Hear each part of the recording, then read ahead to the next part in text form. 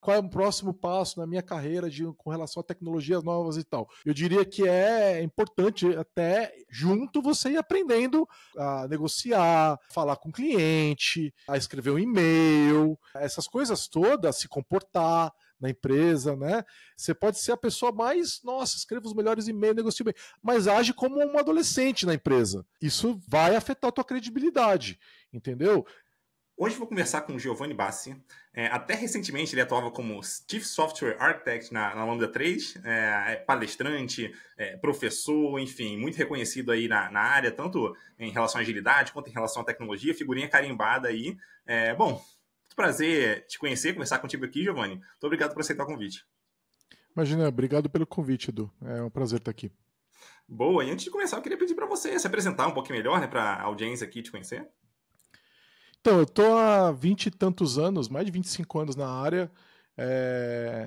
Eu já fiz muitas coisas diferentes, né? Já trabalhei na gestão, já trabalhei com agilidade.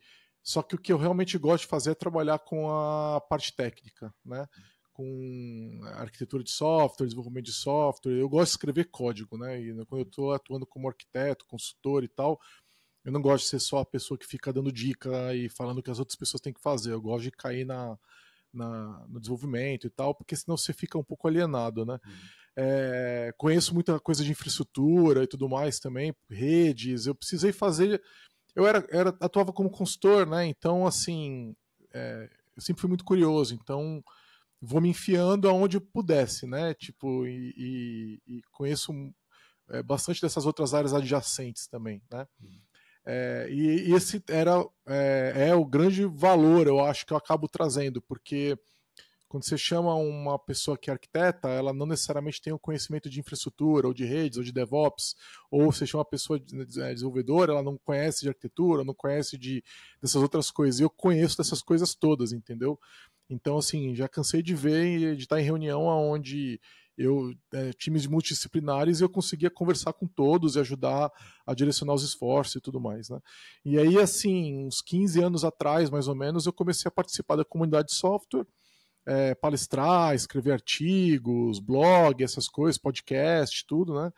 Então eu tô nessa vida aí há muitos anos, ajudei a organizar evento, fui uma das pessoas que ajudou a criar o Agile Brasil, o TDC, quando ele estava começando a sair de ser só Java para ser multi-tecnologias, eu ajudei lá a Yara, o pessoal todo a fazer aquilo, né? Foi muito legal.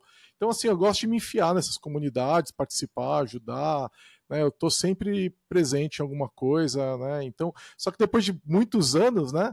Você acaba sendo chamado com muita frequência, vai num monte de coisas diferentes e tal. Então, hoje em dia eu aproveito para participar de coisas diferentes, de estar em lugares diferentes, né? Então, por exemplo, você me convidou aqui, né? Não te conhecia, tal, e aí, pô, estamos aqui. Então, é sempre um prazer tá pingando nesses lugares, assim, sabe? Boa, bem interessante. Muito saudade da Agile Brasil. Consegui participar uma vez, muito legal o evento. Super recomendo, inclusive, para quem estiver acompanhando aqui a gente. Acho que vale super a pena participar. Bom, mas vamos direto aqui para o nosso papo, então, né? A gente vai conversar um pouquinho sobre como que a gente consegue continuar se desenvolvendo, além de vamos dizer assim, de uma posição de sênior, vai. Daí, a primeira pergunta que eu queria te fazer nesse sentido é: como que a gente escolhe o que a gente deve continuar aprendendo? Qual o próximo passo? Vamos dizer, eu cheguei ali a sênior e tal, me sinto relativamente confortável com tecnologia, então eu já sei resolver os problemas ali principais que acontecem. Como é que eu consigo identificar um próximo passo para mim? Então, eu acho que isso depende do que você quer para sua vida, né? Se você está numa situação, pô, acabou de ter um filhinho e precisa gastar tempo, investir tempo na tua família, a sua prioridade é uma. Né? Se você está começando a construir patrimônio, a prioridade é outra. Se você já tem um patrimônio, está mais tranquilo, é outra. Então depende muito da direção que a carreira de cada pessoa vai levar. Né? Eu acho que assim, na carreira de desenvolvedor de software, você vai ter momentos diferentes, entendeu? Eu diria que quando você está naquela fase que de repente você tem menos obrigações, né, não tem uma família e tudo mais, né? Você pode de repente estudar um pouco mais e tal, é uma boa época para fazer isso. Aí, de repente, passa uma época que você não está podendo fazer isso. Então, eu acho que varia. Eu acho que a primeira coisa é você avaliar que momento da vida você está. Se você está no momento onde você tem um tempo para direcionar, né, e tudo mais, aí eu acho que tem uma outra questão, né, que é o que você já sabe. Né? Então, assim, falando em termos gerais, e tem uma outra coisa que eu acho que é importante considerar. Você pode usar o teu emprego atual, ou um emprego futuro, se você resolver mudar e tal, para fazer com que você aprenda enquanto está trabalhando. Que é uma coisa que eu acho muito importante. Assim, não dá, se você tentar aprender só quando você está ausente do trabalho, em casa, no fim de semana, não sei o quê, à noite, isso fica muito pesado. Então você tem que saber usar o seu emprego para te permitir evoluir. Né? Então escolher os projetos certos. Uma pessoa sênior, ela tem uma certa liberdade de escolher os projetos. Né? Lógico que não é uma liberdade infinita, mas alguma liberdade ela tem de conversar com a liderança e tudo mais. Falar, olha, você está, por exemplo, no projeto que você já aprendeu tudo que você tinha para aprender, você está só ensinando, já ficou aquela monotonia, você pode conversar e falar, não, eu gostaria de ir numa direção nova, quero quero ir para um projeto novo, com uma tecnologia que eu ainda não conheço e tal, né? Então isso é importante pra caramba, tá? Senão você fica maluco na tua vida pessoal, não é sustentável, né? Aí assim, com relação a o que estudar, eu acho que depende, como eu falei antes, do que você já sabe. E o que eu diria em termos gerais vamos lá, se você quer ter uma é que depende também, né? Vamos lá. Se você quer ganhar mais dinheiro, se essa é a sua meta, ganhar mais dinheiro, você tem que saber você tem que saber coisas que os outros não sabem. Né? Você tem que saber resolver problemas que são difíceis de resolver, você tem que ser raro. Entendeu? Se tem uma demanda que todo mundo sabe fazer, essa demanda ela é facilmente atendida e aí teu salário não vai ser tão alto. Agora, se você faz coisas que poucas pessoas fazem, naturalmente na relação de oferta e demanda você vai ganhar mais. Entendeu? Então, se a meta é essa, e não tenho nenhum julgamento, eu acho que tem momentos que a gente tem que olhar para isso mesmo, tá? Então você tem que pensar nisso. O que eu sei fazer que poucas pessoas sabem fazer. Então, e às vezes não é uma coisa. Né? O exemplo que eu dei das minhas habilidades é muito nessa direção. Eu conheço, que dá trabalho, né? É uma vida, né? Mas eu consigo tocar em vários pontos diferentes, né?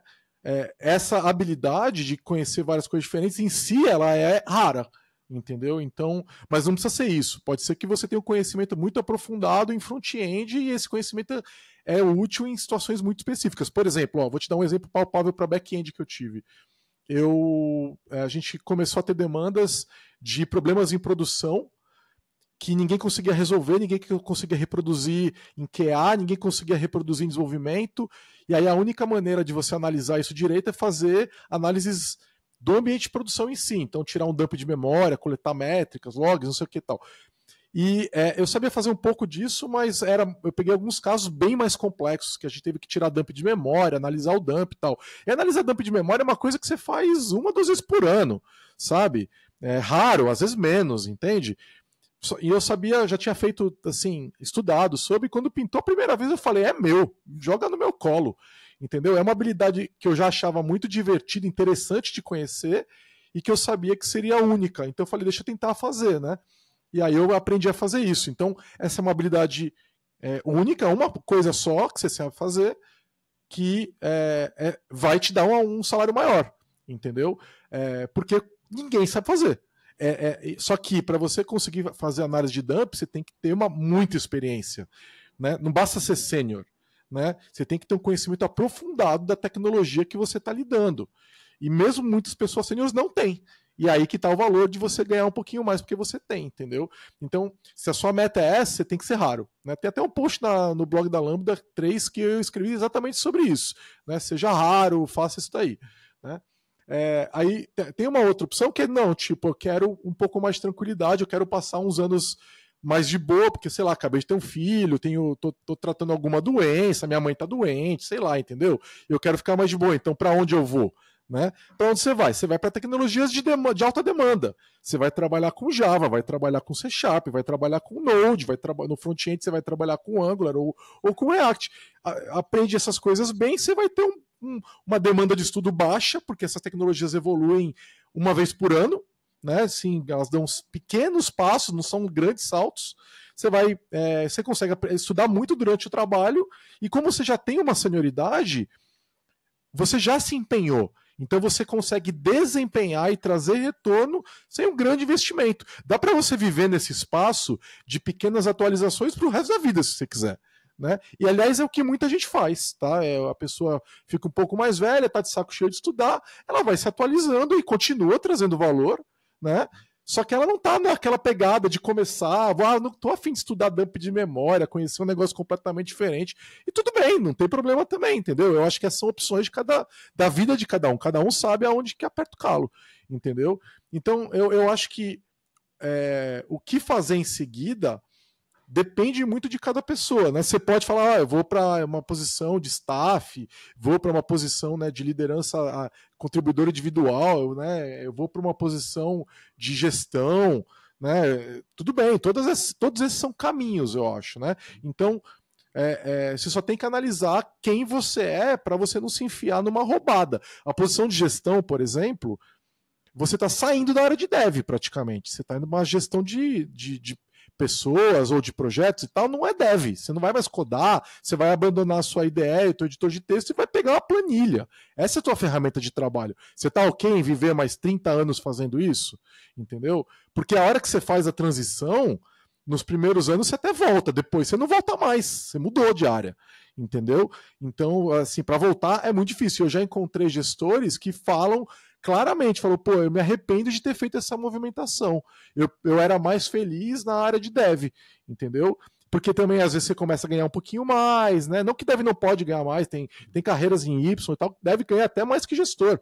Só que a hora que você se acomodou numa posição de gestão que você está ganhando bem, dificilmente você vai tomar um corte no salário para voltar a virar dev, entendeu?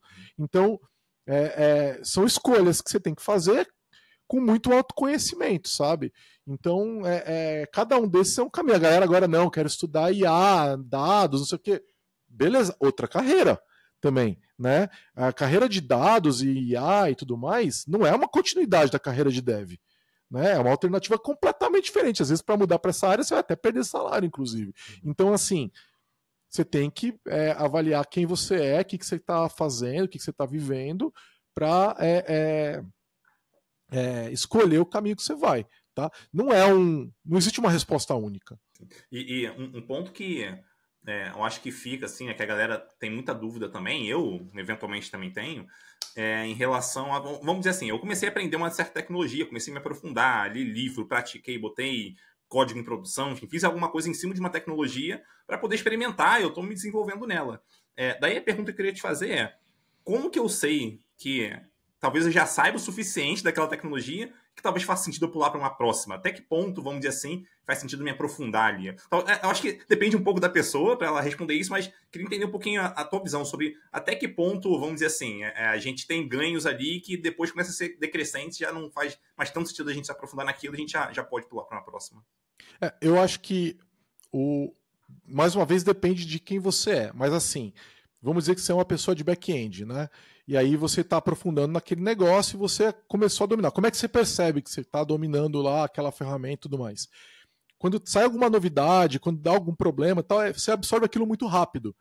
Entendeu? Você conhece, as pessoas têm um problema na tua equipe e você olha para o problema, você já sabe qual que é, entendeu? Porque você já viu aquilo no passado. Quando você começa a passar por isso, é porque você está com razoável conhecimento dentro daquela tecnologia, né? Se você quiser partir para ampliar o seu leque de conhecimentos, né, aí esse seria tipo um momento interessante. Você não precisa esperar esse momento não, tá? Você pode falar, pô, já conheço o suficiente aqui, quero começar a olhar para outras coisas. Tem gente que faz isso, prefere fazer, né? Eu acho que o momento de começar a fazer isso depende de cada pessoa. Mas assim, eu acho que você começa a ser pouco desafiado pelo teu dia a dia de trabalho, entendeu? Para mim, eu vou te falar como é para mim, tá? E cada pessoa é diferente, mas para mim, eu começo a ficar entediado, entende?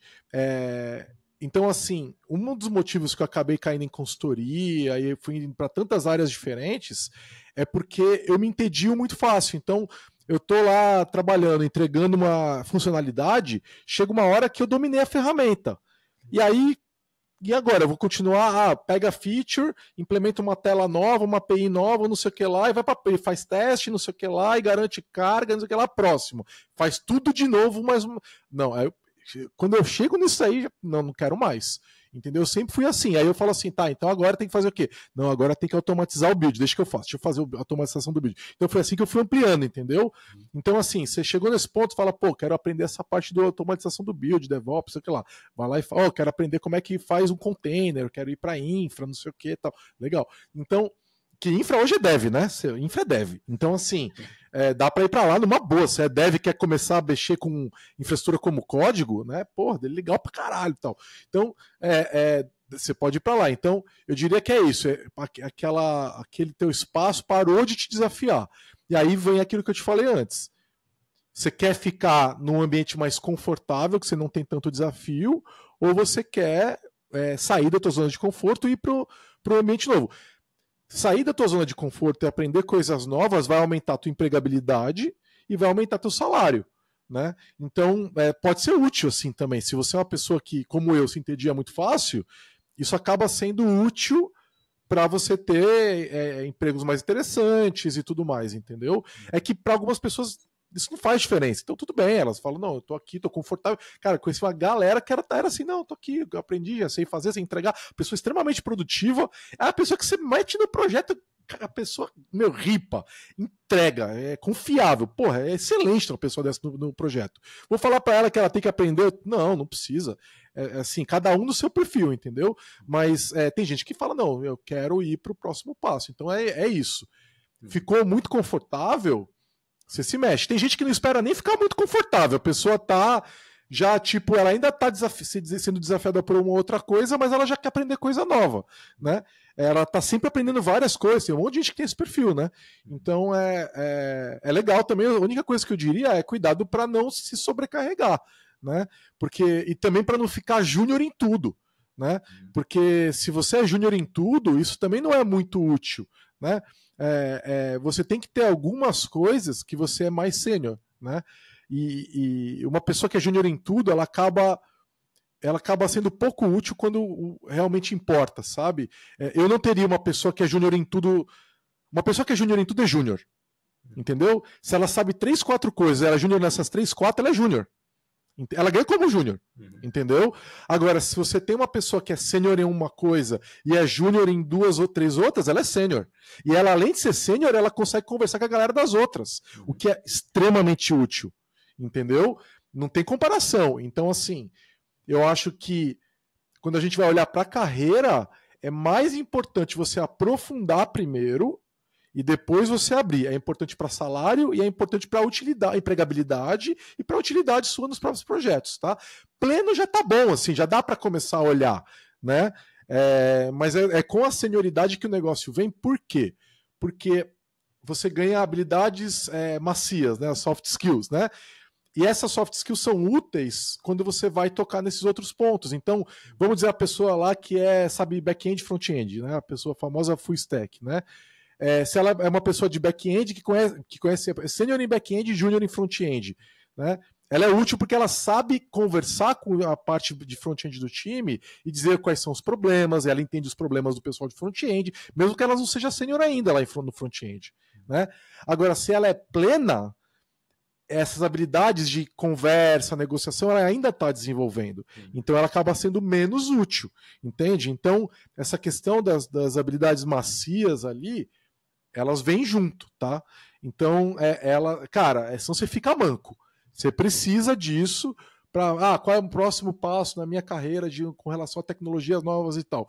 Eu diria que é importante até junto você ir aprendendo a negociar, né, a falar com o cliente, né, a escrever um e-mail, né, essas coisas todas, se comportar na empresa, né?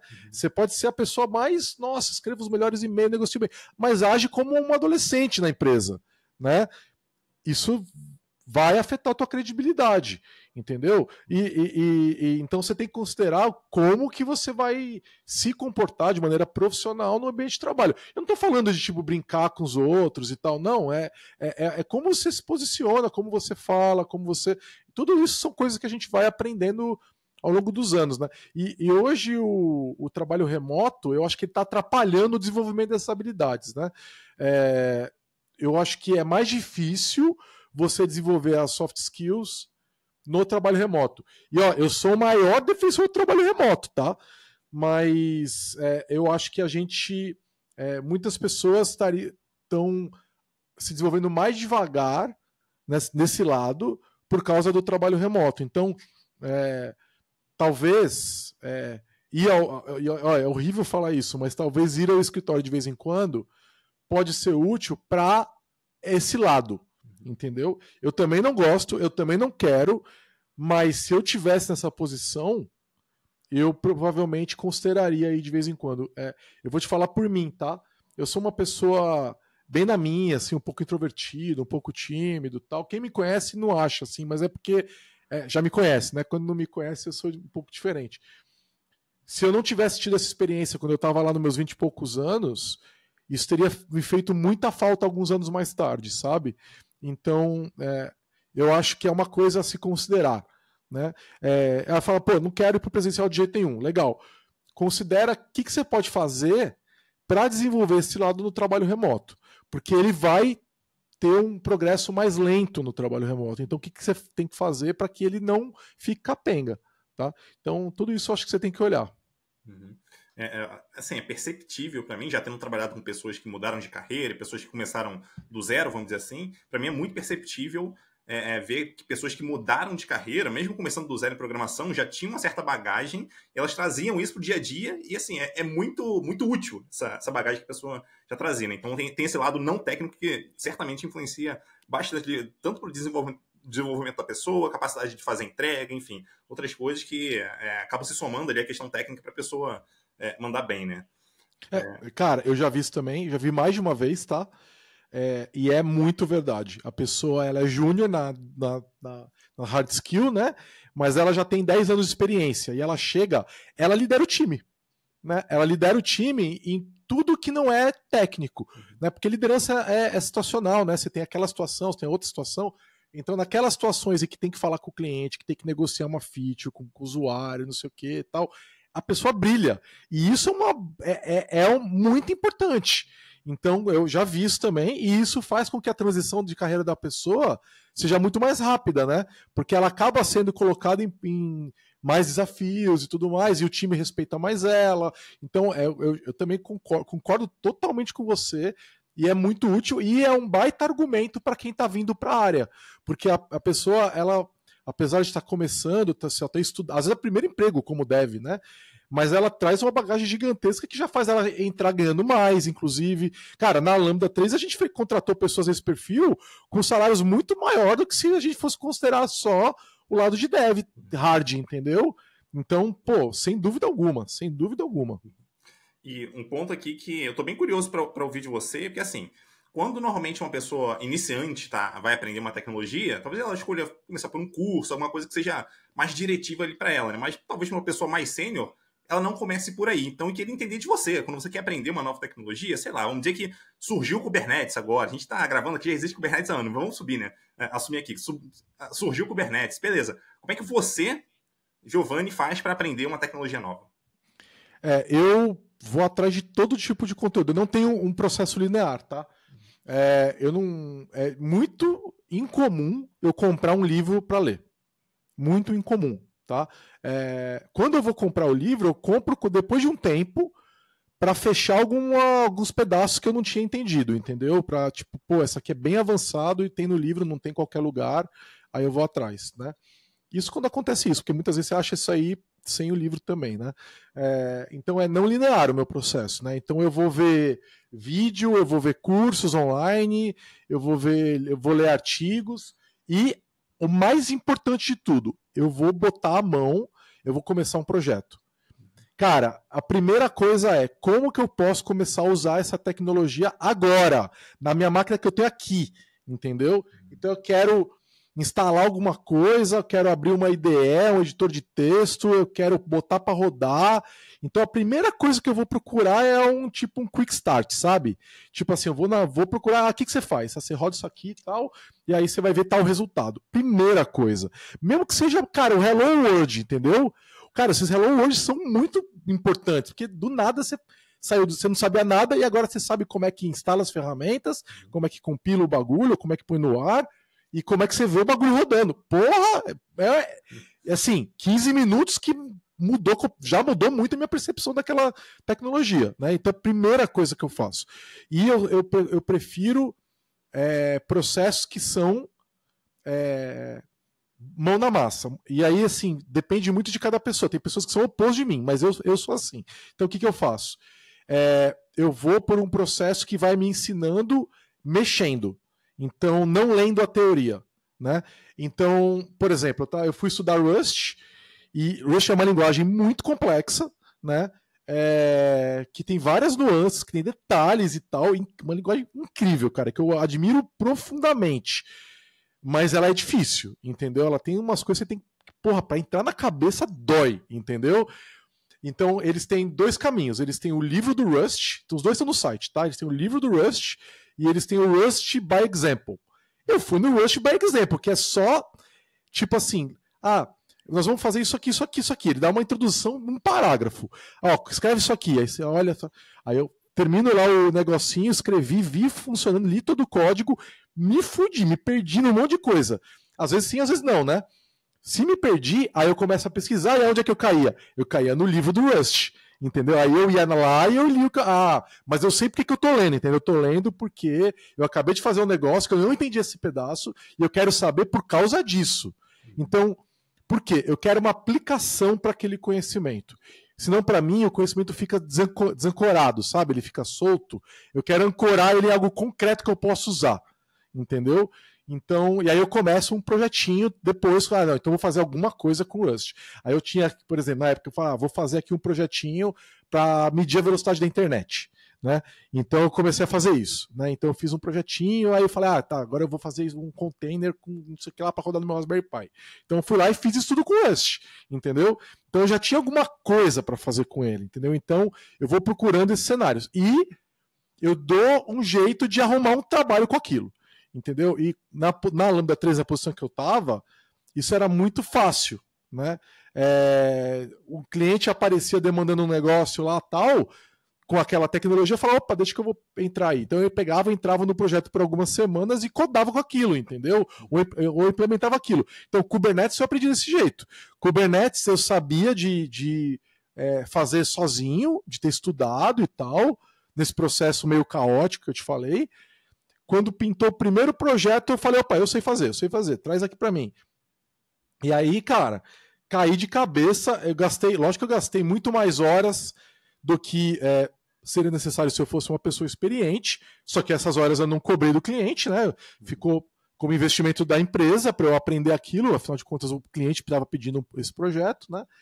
E, cara, a gente aprendeu pra caramba no processo, conseguimos fazer, ficou incrível o projeto. Então, depois de já ter passado por toda uma projetos pessoais, uma certa teoria ali e tal, eu procuro uma aplicação real, porque o cliente ele te faz considerar as coisas que você não pensou. Quando você faz para você, você tem os seus casos de uso.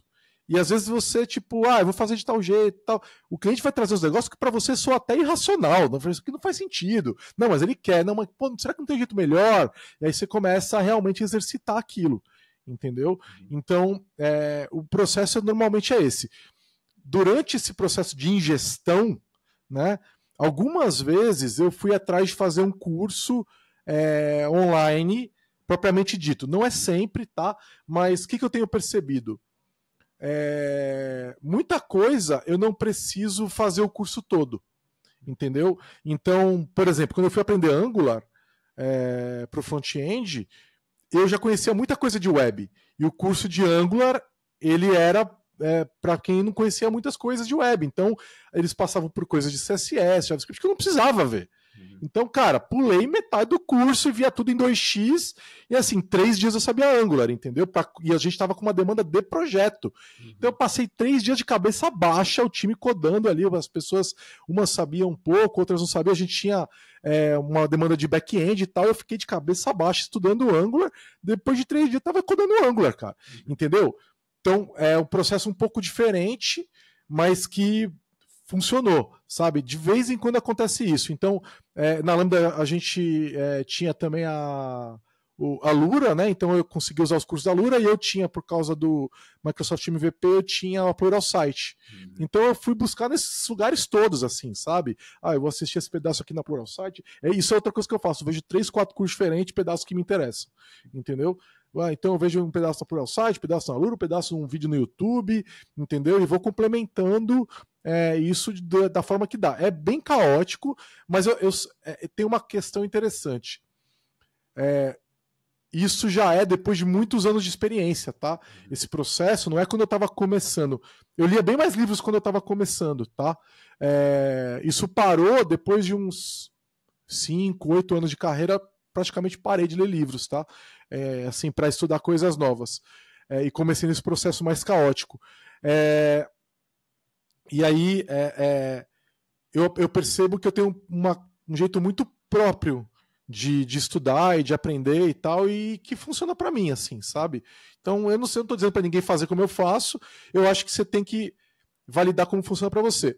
Mas o que eu ia falar é assim, depois de um certo momento, um certo conhecimento de base que você já levantou, as próximas coisas que estão vindo, elas são complementares, entendeu? Você vai construindo em cima do que você já sabe, entende? Então, igual eu te falei no curso de Angular, que eu não precisava olhar HTML, JavaScript, CSS, entendeu? Já conheci o navegador profundamente. Então aquilo tudo eu pude pular. Quando eu fui estudar Docker, eu já conhecia Linux, entendeu? Então eu pude pular tudo aquilo. Quando a gente começou a olhar para Kubernetes, a gente estava pegando uma galera na empresa que não tinha nem conhecimento de Linux. Então, vamos entender Linux, daí vamos conhecer Docker, daí vamos entender Kubernetes. Entendeu? É um processo. Eu, quando fui conhecer Kubernetes, já conhecia Docker, entendeu? Então, beleza, foi pulo um monte de coisa. Então, eu percebo que não faz sentido eu seguir o processo linear, porque eu vou perder muito tempo. Entende? Então eu vou pulando. Vai ler um framework ágil novo que não sei quem se inventou, não sei aonde. Você vai ler 3/4 igual a todos os outros que já estão aí, entendeu? Não preciso ler todos os detalhes de como os caras fazem. Pô, já vi isso aí, cara. Eu posso ler só aquele pedacinho que os caras têm, né? Ou então eu vou procurar um artigo que fala qual a diferença desse negócio aqui pro Scrum, pro Kanban, entendeu? Para qualquer outro. Aí fala, entendi, esse cara vê isso desse outro jeito, entende?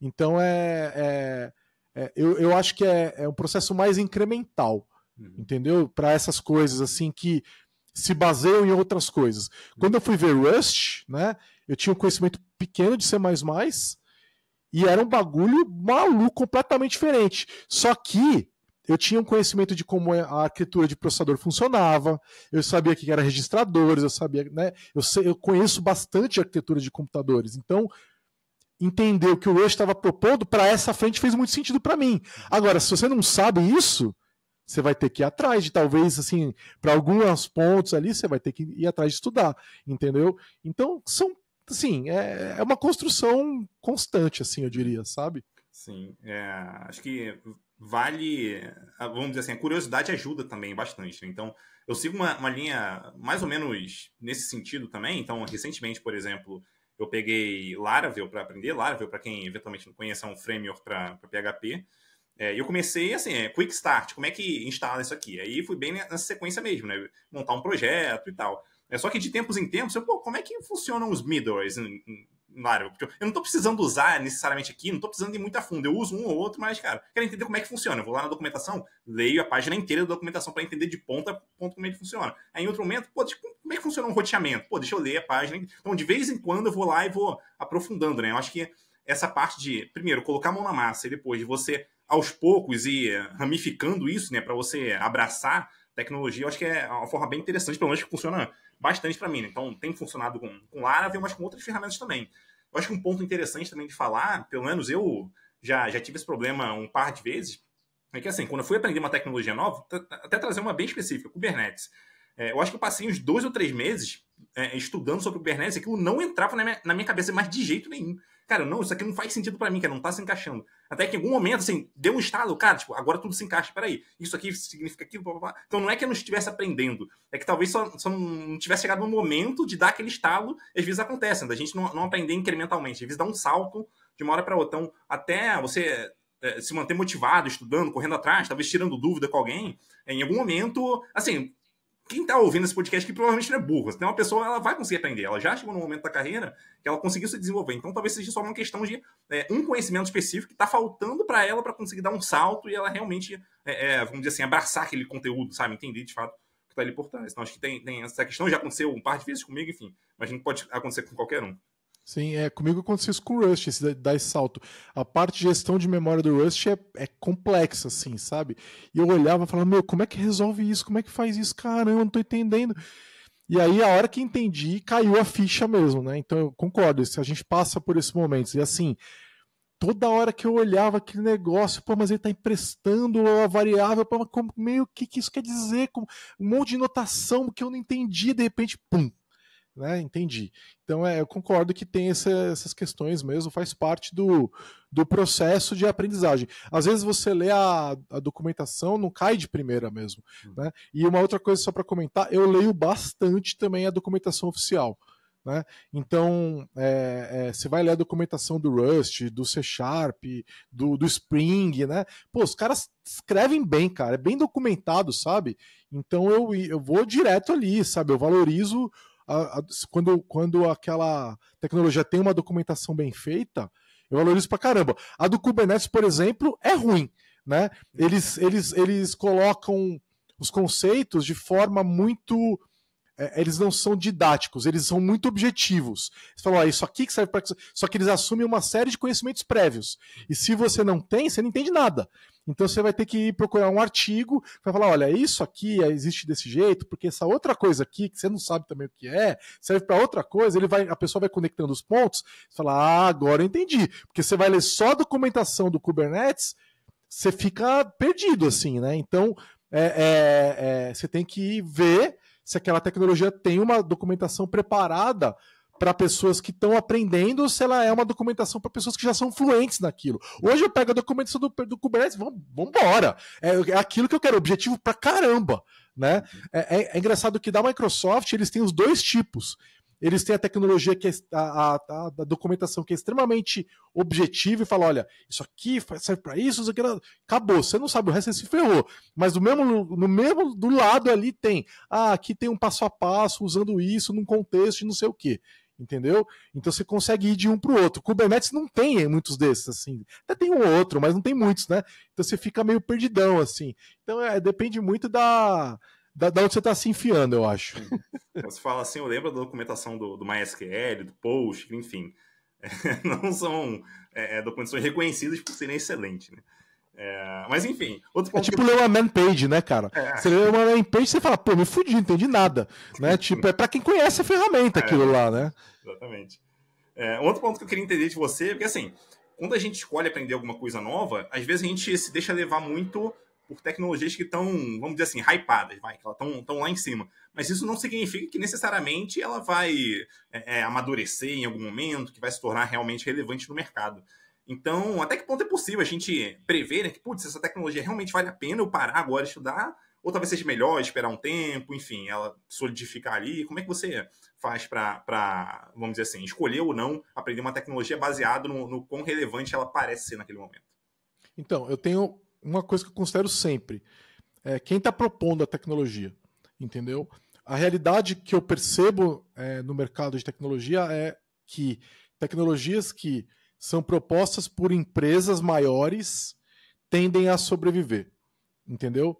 E tecnologias que não tem um grande patrocinador por trás têm uma chance menor de sobrevivência. Tá? Então, lógico que tem exceções, né? Mas eu acho que assim, por exemplo, o Python. Python é o maior exemplo de uma tecnologia que contraria isso.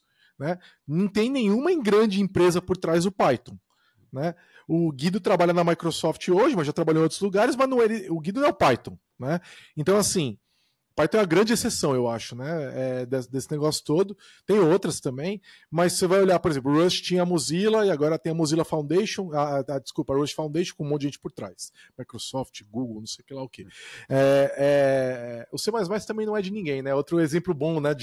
Só que o C++ tem patrocínio das empresas, né? Tipo o Rust, né? As empresas patrocinam o C++ de várias formas diferentes.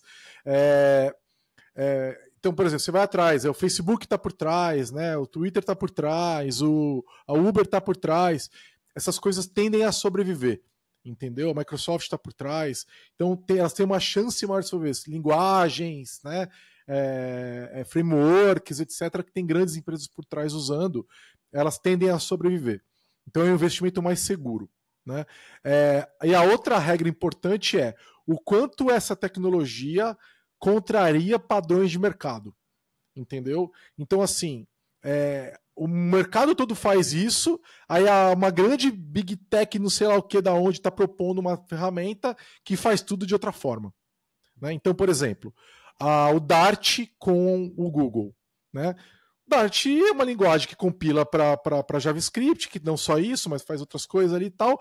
Só que eles estavam querendo entrar num espaço que já estava dominado pelo JavaScript, que as pessoas não queriam. Então, tinha um risco ali, entendeu? Tanto tinha um risco que o Dart não chegou a pegar fora de um espaço muito particular dele ali, entendeu?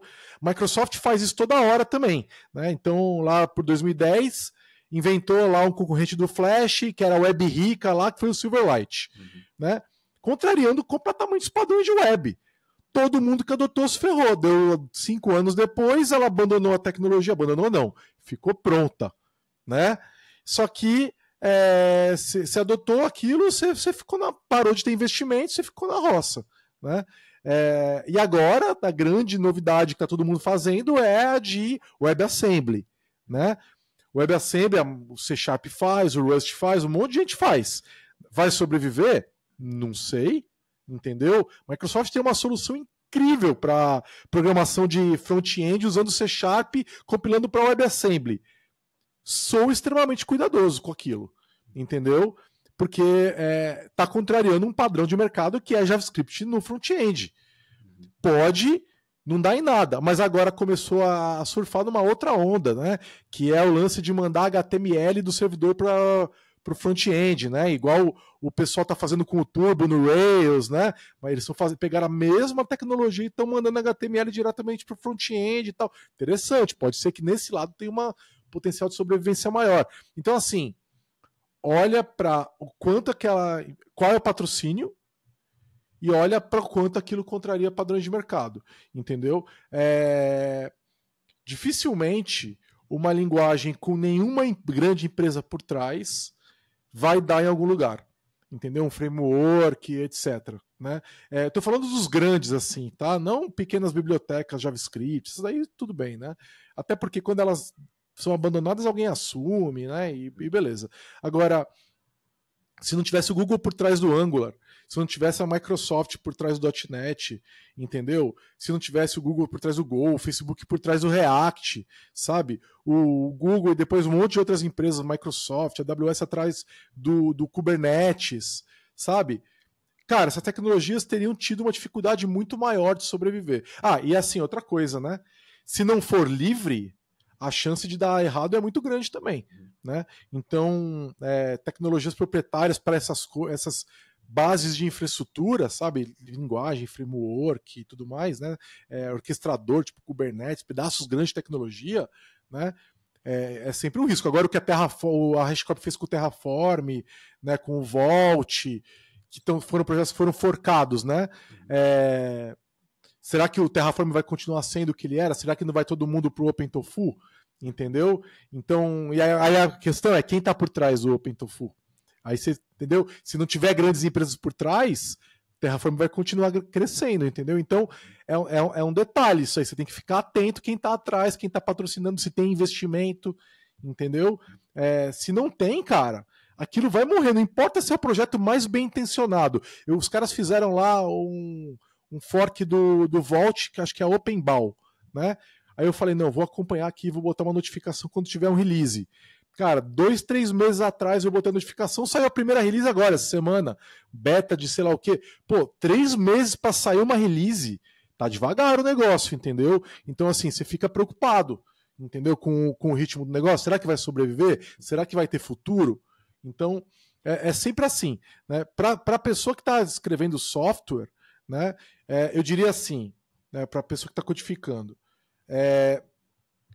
você tem 3 grandes tecnologias no mercado, que é Java, C Sharp e Node com JavaScript ou TypeScript. Né? São as grandes 3. Né? Existem outras, dependendo do lugar que você está. Né? Tem alguns, na Europa tem alguns lugares com Ruby. Né? Isso varia aí da PHP, ainda tem muita coisa também. Né? E demandas são perfis geralmente um pouco diferentes, mas tem muita coisa de PHP também. Né?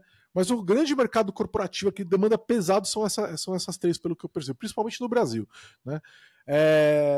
Pô, quero aprender Elixir. Porra, incrível, Elixir, uma linguagem da hora, começou aqui no Brasil, não sei o que tal. Vai ter futuro? Não sei, a demanda de projetos de Elixir é pequena no Brasil, entendeu? E ela é pequena no mundo quando você compara com essas outras tecnologias que eu falei. Então ela pode ser uma excelente segunda linguagem, mas colocar ela como uma primeira linguagem, você pode, não estou dizendo que você vai, mas você tem um risco ali naquela escolha, entende? Eu não quero eu acho esse risco grande demais, entendeu? Porque se eu ficar desempregado, e essa é a minha grande especialização, e aí em Java eu sou júnior, sei lá, em C Sharp eu sou júnior, isso me coloca numa vulnerabilidade para pagar aluguel, e eu não quero ter essa vulnerabilidade, entendeu?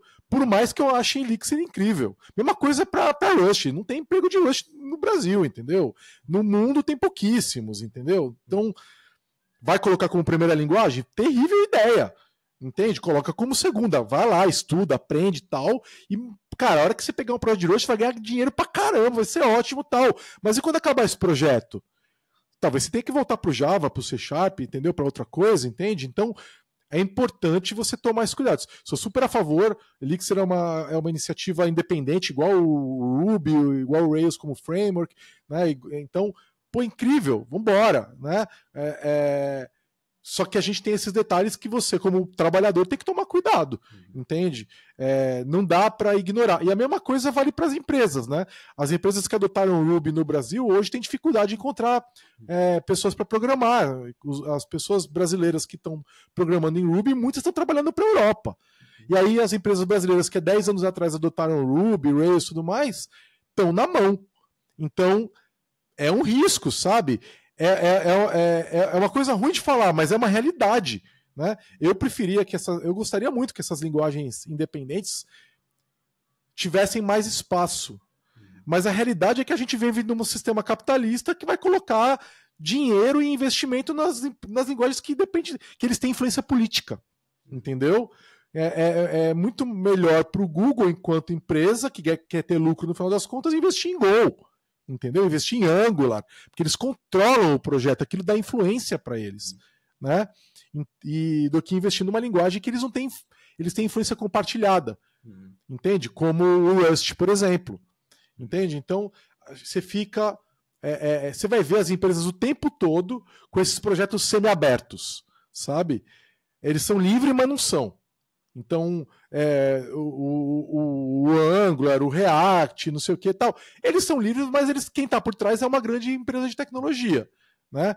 Vai ver o VS Code, por exemplo, que, cara, é unânime, né? Todo mundo usa VS Code. Cara, tenta pegar o projeto software livre que está lá no GitHub e rodar na tua máquina. Beleza, rodou? Tenta instalar alguma extensão, você não consegue. Né? Porque a loja de extensões do VS Code é proprietária da Microsoft. A hora que você publica lá, você aceita um acordo de que ela vai rodar lá. Então o VS Code open source não pode acessar lá, entendeu? Tanto que existe uma loja alternativa, né? Então, assim, tem detalhes, sabe, que as empresas fazem, não necessariamente restritivo dessa forma, mas de outras formas. Por exemplo, houve agora recentemente um baita documentário incrível sobre o Kubernetes no YouTube. Né? O Google está participando do documentário. Um dos maiores contribuidores do Kubernetes hoje trabalha na Microsoft. O cara ajudou a fundar o bagulho. Ele não aparece no documentário.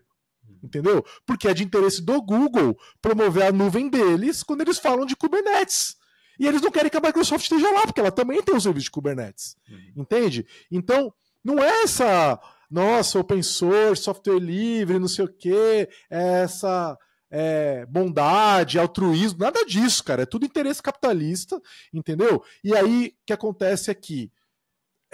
Esses projetos, nessa dinâmica, têm uma chance maior de sobrevivência. Os projetos que têm uma grande empresa por trás, porque elas estão tirando alguma coisa do outro lado, não é um investimento desinteressado, entendeu? E aí, para que esse investimento dê resultado, elas fazem ele de forma sustentada por muitos anos. Então, isso, para você que está trabalhando naquela tecnologia, você tem uma chance maior de ter emprego por mais tempo, né? E você, para aquelas empresas, é importante também, porque se não tiver gente usando aquela tecnologia, como é que ela vai ter clientes naquela tecnologia? Né? Então ela vai fazer eventos, vai promover documentação, vai fazer melhorias para que você queira participar daquela tecnologia e ela possa vender os serviços associados daquela tecnologia. Então é do interesse da HashiCorp que você saiba Terraform, entendeu? Mesmo que agora só a HashiCorp possa rodar serviços de Terraform. Entendeu? Outras empresas não podem mais rodar concorrente de Terraform. Né? Então ela posa de, nossa, sou altruísta, projeto que o código é aberto, mas não é livre. Entendeu? Então, assim, tudo isso está dentro dessa dinâmica. É essa análise que você tem que fazer. Entendeu? Qual é a chance dessa tecnologia continuar recebendo investimento daqui a 10 anos? Quando você tiver 10 anos a mais e talvez seja de saco cheio para não querendo estudar. Fala, pô, tô há 10 anos, 20 anos nessa carreira, quero ir pra praia, quero tocar violão, quero jogar videogame. Aí, de repente, nessa fase da vida, a tecnologia morre, não tem mais emprego, e você vai ter que gastar um tempo razoável da sua vida tendo que investir em outra coisa. Então, essa é a dinâmica, entendeu? É a dinâmica capitalista e é a dinâmica que você faz parte, isso é inevitável, tá? Sim.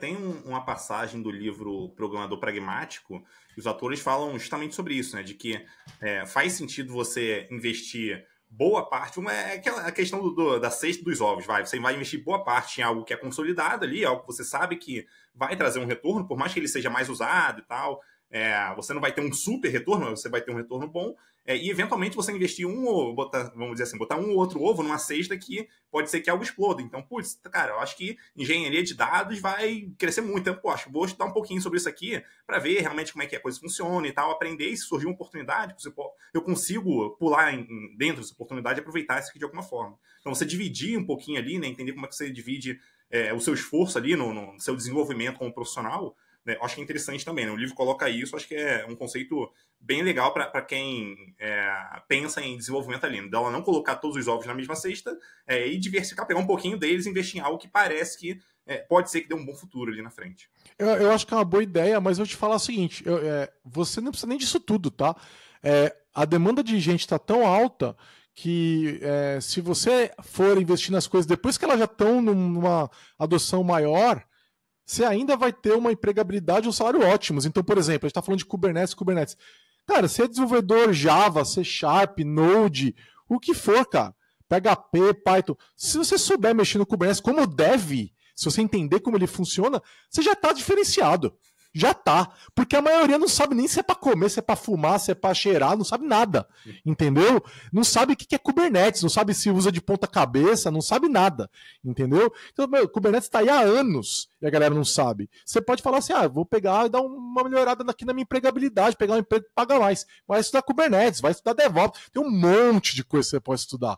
Assim, então, legal, você pode também, acho legal. Pô, vou estudar aqui essa linguagem que tá crescendo, que, parece que tá aparecendo e tal. Ótimo, porque aí, cara, você vai pegar aquele emprego que veio da Europa pagando um altíssimo e tal, mas não precisa disso, sabe? Se você fizer for atrás das tecnologias que falta gente e que são interessantes, são modernas, tem investimento e tal, e investir nelas, nas que já estão estabilizadas, você já vai ganhar dinheiro pra caramba, cara. Pra caramba. Esses são dois exemplos. Build, DevOps e tal, e Kubernetes. Se você souber Kodai, alguma dessas coisas, maluco, você bota no teu... testes também, você sabe fazer teste, maluco. Cara, as empresas vão louca pra cima dessa galera que sabe fazer isso, sabe? Sabe escrever teste, sabe Docker, Kubernetes e tal, isso é raro no mercado. A maioria sabe, ainda mais na Europa, Estados Unidos, que o maluco só sabe fazer o básico do básico. Eles são extremamente mimados. Brasileiro que é pra toda obra, né? Os caras são mimados, eles não sabem essas coisas. Não tá no meu job description fazer uma build. Não vou fazer, não. Vou fazer aqui o código para funcionalidade e tal, e outra pessoa que vai fazer o build, vai fazer o deploy, vai fazer a parte do Kubernetes. Eles falam isso. Entendeu? Aí o brasileiro vai lá e aprende Kubernetes, aprende nem teste, cara. Os caras não escrevem teste automatizado. Aí o brasileiro sabe escrever teste automatizado, ele já é o estrela do time, entendeu? Então, assim, a gente está numa posição muito privilegiada porque o brasileiro é bom de serviço, entende? Então, se você já é quem você é, entendeu? Estuda um pouquinho lá, vê o que o mercado está procurando, e eu já dei várias dicas aqui, que você vai ter um emprego legal, vai ganhar bem. Os caras. Cara, tem moleque de menos de 30 anos aí como tech lead pra empresa gringa, cara. Então, como é que os moleques fazem? Eles fazem isso, eles pegam essas coisas que eles ficaram sem alguma coisa, aprenderam algumas outras coisas paralelas, as empresas olham e falam, pô, esse cara sabe mais que todo o meu time que eu tenho aqui na Alemanha, entendeu? Contrata o moleque, entende? Então, e barato, hein? Você paga metade do que um alemão ganha e o moleque aqui tá ganhando 3 vezes mais do que ele ganhava antes. Literalmente, cara, o moleque ganha 30 conto no mês, cara. Entendeu? E 30 conto no mês para um alemão é salário de fome. Boa, boa. E para finalizar aqui, eu queria deixar um espaço para você passar uma mensagem final aqui, que você queira passar para quem estiver acompanhando a gente. Se quiser fazer um jabá, pode fazer jabá também. Então, eu não tô trabalhando, tô num sabático, né? Então não tem jabá nenhum. Não sei ainda quanto tempo eu vou ficar nesse sabático, né? Já tô há 6 meses nessa e talvez eu fique mais 6 aí. Tá muito bom não trabalhar, vou te falar, recomendo. Mas eu não tô parado, nem desconectado, tô fazendo um monte de projeto paralelo meu, assim, sabe aqueles projetos que você fala, pô, quero fazer pra mim, tô fazendo isso, né? Então, não tenho jabá nenhum, não. Eu diria assim, quer conversar comigo, conversa comigo no Twitter, @GiovanniBassi, e sei lá, eu vou publicando as coisas que eu tô fazendo e tal, então quem quiser trocar ideia, interagir comigo, é isso. Boa, muito bom. Muito obrigado, Giovanni, aqui pelo papo. Muito interessante conversar sobre esse assunto contigo, cara. Um abraço e até a próxima. Valeu, cara.